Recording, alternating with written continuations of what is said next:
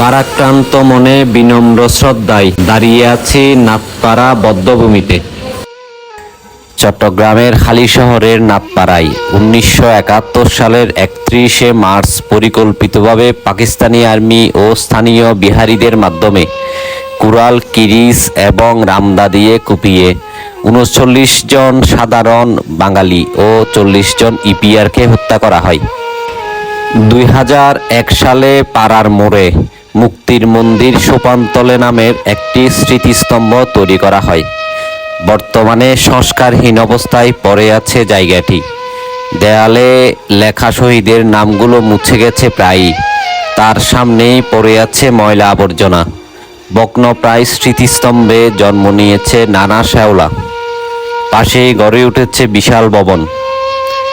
এই ঐতিহাসিক স্থান সরকারিভাবে সংস্কার করা এখন সময়ের দাবি।